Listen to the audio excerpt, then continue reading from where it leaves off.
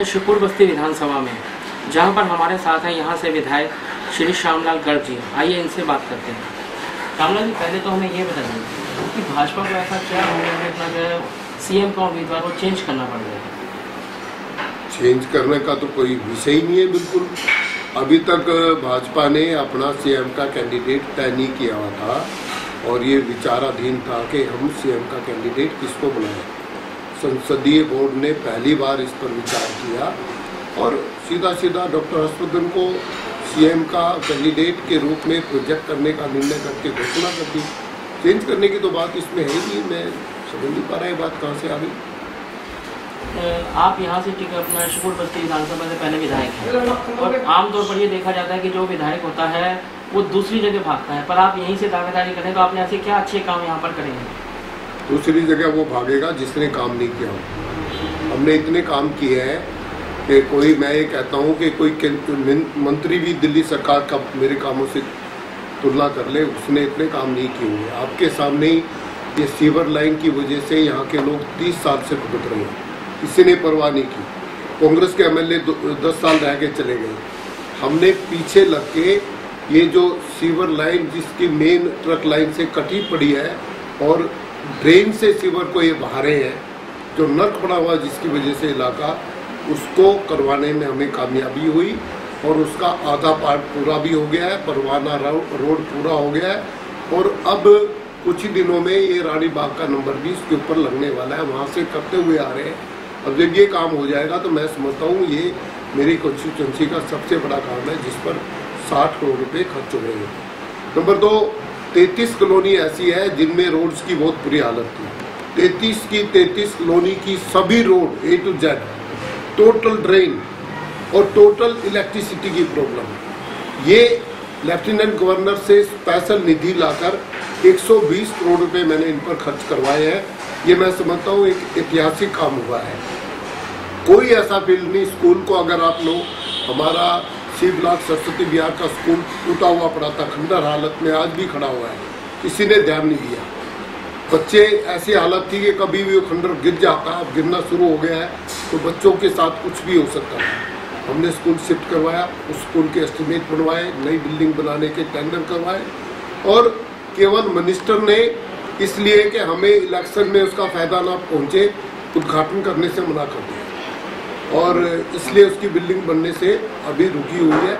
लेकिन मैंने तय किया हुआ है कि 4 तारीख को जैसे इलेक्शन खत्म हो जाएंगे, 5 दिसंबर को ये स्कूल बनना शुरू हो जाएगा। आमतौर पर देखा जाता है कि गुटबाजी तो हर सीट पर रहती है, लेकिन इस एरिया में कुछ गुटबाजी जो है ज़्यादा है। इस समय में आप सबको साथ लेकर कैसे चलेंगे? आप क्या कर रहे हैं इसके लिए? राजनीति का ये स्वभाव है कि बहुत कार्यकर्ताओं के मन पर आती है कि मैं भी इस जगह पर चुनाव लड़ूँ।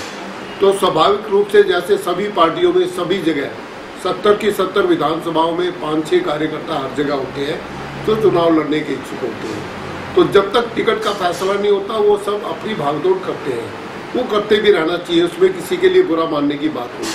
हमारे यहाँ भी जो हमारे प्रमुख कार्यकर्ता हैं वो प्रयास कर रहे हैं, वो अच्छी बात है, प्रयास करें। इस काबिल इतने कार्यकर्ता तो सामने आए हैं, इसमें मैं कोई रत्ते भर भी बुरा नहीं मानता हूँ। और टिकट मिलने के बाद हम सब लोग एक हो जाएंगे, एक होकर काम करते हैं, पहले भी करते रहे हैं और सबको साथ में लेकर चलने के लिए मैं कटिबद्ध हूँ। और जैसे ही टिकट की घोषणा होगी अगले दिन आप देखोगे ये सब लोग कंधे से कंधा मिलाकर भारतीय जनता पार्टी के लिए चुनाव में काम कर रहे हैं। कुछ ऐसे कार्य जो आपने अपने पिछले 5 साल में सोचे थे और वो रह गए हैं और उनको आप इस आने वाले 5 साल में करने के लिए सोच रहे हैं? एक काम जो मैं चाहता था कि यहाँ जो रेलवे स्टेशन है उसकी बहुत बुरी हालत है और आसपास सराउंडिंग में 40 लाख लोगों के लिए इस रेलवे स्टेशन की कमी महसूस की जा रही है। इस यहाँ जगह भी है, 50 एकड़ जगह खाली पड़ी हुई है। तो मैंने रेल मंत्री को भी, दिल्ली के चीफ मिनिस्टर को भी, विकास मंत्री को भी अनेकों लेटर लिखे हैं कि यहाँ पर एक वर्ल्ड स्तरीय एक रेलवे स्टेशन बनना चाहिए जिसकी बहुत कमी है और इससे आसपास के 40 लोग लाभान्वित होंगे और दिल्ली में ट्रैफिक में भी कमी आएगी। अब इन 40 लाख लोगों को या तो पुरानी दिल्ली रेलवे स्टेशन भागना पड़ता है, 1-1 घंटा ट्रैफिक में खोना पड़ता है, या नई दिल्ली स्टेशन भागना पड़ता है। अगर यहाँ ये स्टेशन बन जाए तो वहाँ दिल्ली का ट्रैफिक कम होगा, इन लोगों को सुविधा होगी और रेलवे के लिए जो ट्रैक उनको नहीं मिल रहे, उसमें रेलवे को भी इसका बहुत बड़ा लाभ होगा। एक काम ये है जो मैं सोच रहा हूँ। दूसरा, ये नजफगढ़ ट्रेन जो मेरे इलाके से गुजरती है उसको कवर कराने का अभियान मैंने शुरू किया हुआ है। ये पूरी नजफगढ़ ट्रेन को अगले 5 वर्ष में मुझे पूरा कराना ही है, ऐसा मेरा संकल्प है। तीसरे, यहाँ कोऑपरेटिव ग्रुप हाउसिंग सोसाइटीज़ की बहुत बड़ी संख्या में फ्लैट्स हैं। 39 सोसाइटी तो केवल 59 और 60 नंबर के हैं, और पश्चिम बिहार में अलग। इनकी अंदर की मेंटेनेंस सरकार ने इतना भेदभाव इनके साथ किया है, वो सरकारी पैसे से नहीं हो सकती। मुझे मेरे दरवाजे तक सीवर मिलेगी, रोड मिलेगी और सफाई मिलेगी, पानी की कनेक्शन मिलेगा। उनको बाहर गेट तक मिलता है, अंदर उनके फ्लैट के आगे की रोड जाके देखो बहुत बुरी हालत में है, सरकार कोई ध्यान नहीं दे रही।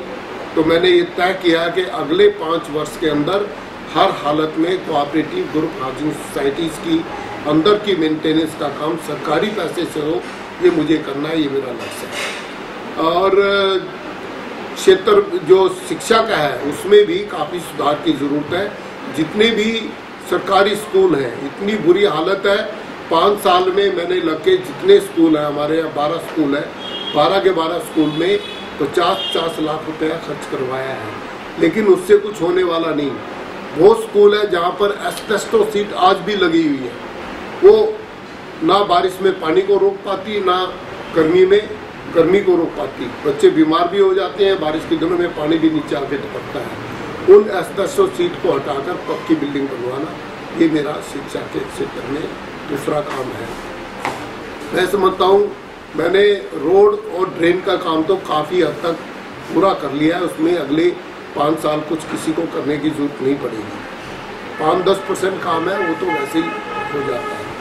अगली बार मैं सोचता हूँ कि यहाँ जो पार्क्स हैं उनकी हालत बहुत ही खराब है, उन पार्कों को भी मैं, जैसे रोड हमने वर्ल्ड क्लास बनवाई है, टोटल रोड बनवाई है, ऐसे ही अगली बार सबसे पहले पार्कों को एक सिंगल प्रॉब्लम मानकर और टोटल पार्कों को मैं इस काम में लगाऊं कि वर्ल्ड क्लास पार्क बनवाऊं, नए कंसेप्ट के साथ बनवाऊं, नए विजन के साथ बनवाऊं, और ऐसे पार्क बनाऊं जैसे हमारी रोड को देखने के लिए दूसरे लोग आ रहे हैं, हमारे जो गेट बन रहे हैं उनको देखने के लिए दूसरी कॉन्स्टिट्यूंसी के लोग आ रहे हैं।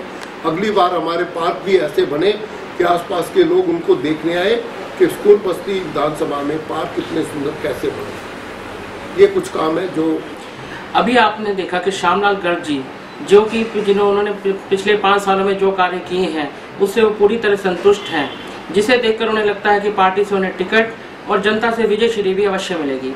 कैमरा पर्सन रंजना मेहरा के साथ सुदीप सिंह।